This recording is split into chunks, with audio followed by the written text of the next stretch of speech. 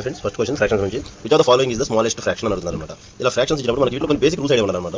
Okay, ఇప్పుడు మనం నార్మల్గా కనుక చూస్తే 6/6 ఈజ్ ఈక్వల్ టు 1 ఈ విషయం మనకు తెలిసి ఉండాలి. ఈ ఫస్ట్ ఫ్రాక్షన్లో కనుక చూసినట్టు మనకి న్యూమరేటర్లో 7 ఉన్నది, న్యూమరేటర్లో 7 ఉంది, డినామినేటర్ 6 అంటే దీని వాల్యూ ఎబో 1 ఉంటుంది, ఒకటి కంటే ఎక్కువ ఉంటుంది. రిమైనింగ్ అన్ని కూడా వాల్యూస్ 1 కంటే తక్కువ, ఎందుకంటే డినామినేటర్లోనే ఎక్కువ పెద్ద వాల్యూ ఉంది కాబట్టి ఇది లార్జెస్ట్ 1 అవుతుంది. కాబట్టి ఇది మన ఆన్సర్ ఎందుకంటే స్మాలెస్ట్ అడిగారు కాబట్టి.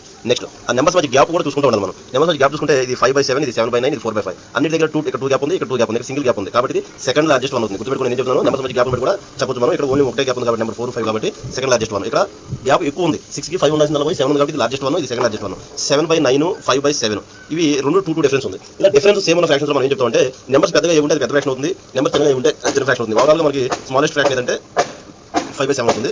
అయితే దీని ఇంకో విధంగా ఎలా చెప్పొచ్చు అంటే ఇలా రెండు ఫ్రాక్షన్లు చేతి పెద్ద తెచ్చినప్పుడు అన్నప్పుడు ఇలా క్రాస్ మల్టిప్లై చెప్పొచ్చు. 7 7 49 అవుతుంది, ఇది 45 అవుతుంది, 9 5 45 అవుతుంది. అప్పుడు 45 పెద్దది కాబట్టి 7/9 is the answer. Second option is the answer. Thank you friends.